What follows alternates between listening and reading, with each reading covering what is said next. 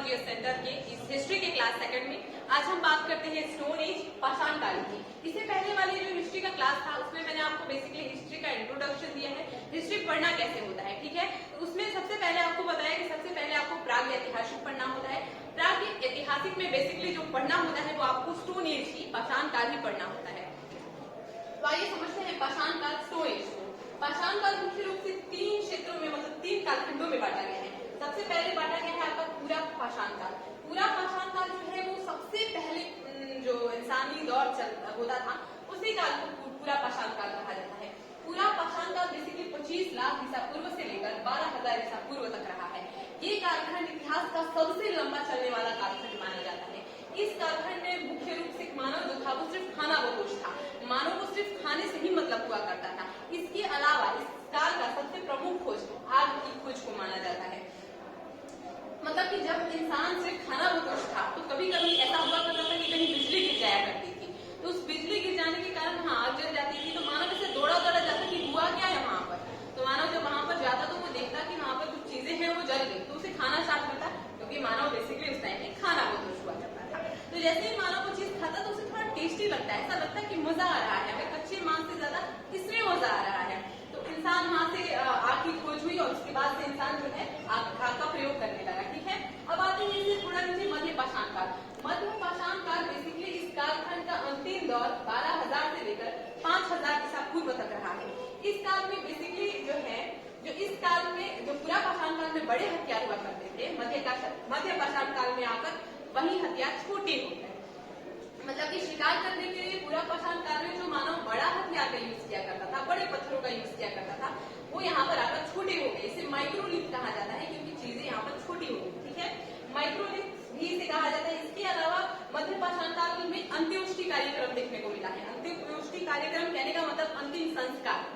अब ये मिला कैसे होगा? पुरातात्विक शोध के तहत, क्योंकि मानव जब गड्ढा खनन करके जब किसी चीज को निकाला होगा उसके बाद अगर उसका लेबोरेटरी में टेस्ट किया गया होगा तो पता चला होगा कि ये 12,000 से लेकर 5,000 ईसा पूर्व के आसपास है।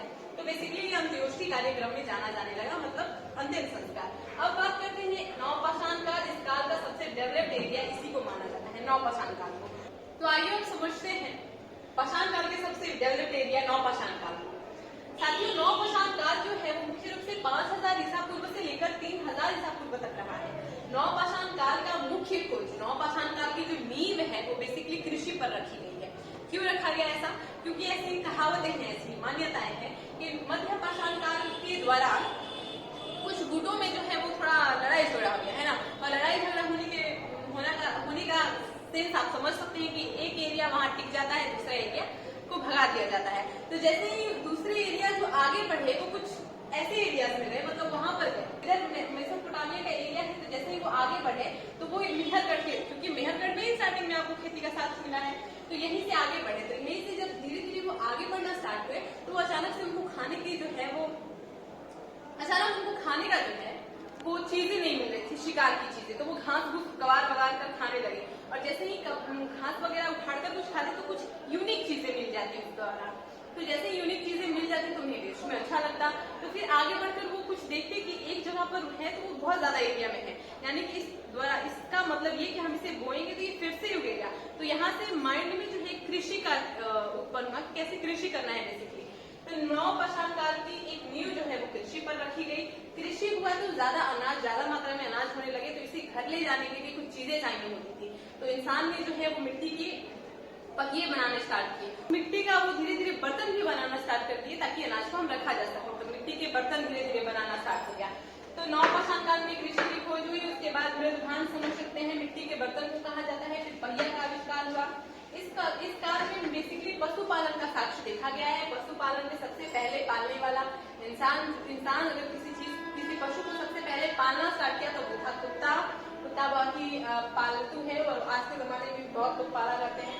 तो कुत्ते का पालन स्टार्ट हुआ, बहुत सारी चीजें यहाँ पर मिलना स्टार्ट हो गई। इसके बाद यहाँ पर सबसे ज्यादा जिसका लास्ट एरिया था, इस एरिया में तांबे का खोज जो है, तांबे का एक ढेर मिल गया, और यही से ताम्र पाषाण का स्टार्ट हुआ, और इसी के बाद से धीरे धीरे सिंधु सभ्यता की ओर हम चले गए।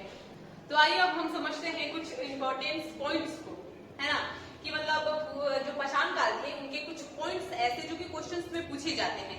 एग्जाम्स में पूछे जाते हैं, सॉरी। तो सबसे पहले ये आप भारत का नक्शा देख रहे हैं। इस नक्शा में कुछ हमने ऐसे पॉइंट को पिनअप किया है जिससे क्वेश्चंस पूछे जाते हैं। तो सबसे पहले जो है कश्मीर के बुर्ज होम से गर्दावास का साक्ष्य मिला है। कश्मीर के बुर्ज होम से गर्दावास का साक्ष्य मिला है। अब ये गर्दावास क्या होता है? दरअसल जब लोग उस समय में जब लोग जो है वो कहीं पहाड़ों में फंस जाते हैं, वहां पर बहुत ज्यादा बर्फबारी होने लगती थी, तो लोग वहां पर गड्ढा बनाकर रहने की जो प्रक्रिया है वो स्टार्ट कर देते थे। वहां से ही गर्दावास का साक्ष्य मिला है। एक आप समझ सकते हैं यहाँ यूपी के कोलढिवा से जो है वो चावल का साक्ष्य सर्वप्रथम मिला है। यूपी के कोलढिवा से चावल का साक्ष्य सर्वप्रथम मिला है। ये आपका 7,000 ईसा पूर्व से आसपास में मिला है, ठीक ना। अब बात करते हैं यहाँ पर मध्य प्रदेश के भीमबेटका एक ऐसा जगह है जो कि रायसीना हिल्स पर है, इसी के आसपास है। तो भीमबेटका एक ऐसा जगह है जहाँ पर चित्र का साक्ष्य मिला है। यहाँ पर बेसिकली कैसे चित्र के साक्ष्य मिले होंगे? एक ऐसे चित्र के साक्ष्य जैसे कि मान लीजिए एक इंसान है और आगे एक जानवर है, इंसान भाला लेकर उसके आगे दौड़ रहा है, तो ये जो साक्ष्य हुआ ये दर्शा रहा है शिकार को, है ना। तो भीमबेटका में सर्वप्रथम चित्र का साक्ष्य मिला है। अब यहाँ पर आते हैं तमिलनाडु में पल्लव रण में सबसे पहले मानव कंकाल का साक्ष्य मिला है। और यहाँ पर बिहार के चिरांद में पुरातात्विक शोध का एक बहुत बड़ा भंडार मिला है। तो आपको समझ में आ गया होगा बेसिकली कि जो ये भारत का नक्शा है इसमें आप देख सकते हैं ये ऐसे पॉइंट्स है जो भी पूछे जाते हैं। और एक मतलब यहाँ पर एक पाकिस्तान है, तो पाकिस्तान के आप समझ लीजिए कि मेहरगढ़ एक जगह है पाकिस्तान का, मेहरगढ़। यहाँ पर सबसे पहले खेती का साक्ष्य मिला है, मतलब जौ और गेहूं का सबसे पहले साक्ष्य जो है वो पाकिस्तान के मेहरगढ़ से मिला है। तो आपको समझ गए होंगे कश्मीर के बुर्ज होम से गर्दावास का साक्ष्य, फिर यूपी के कोलढिवा से चावल का साक्ष्य, बिहार के चिरांद से पुरातात्विक शोध का साक्ष्य, भीमबेटका से चित्र का साक्ष्य और पल्लव रण से मानव कंकाल का साक्ष्य। ये रहा कुछ आपका पाषाण काल के इंपॉर्टेंट पॉइंट्स। तो दोस्तों बेसिकली आज के लिए बस इतना ही, मिलते हैं अगले क्लास में।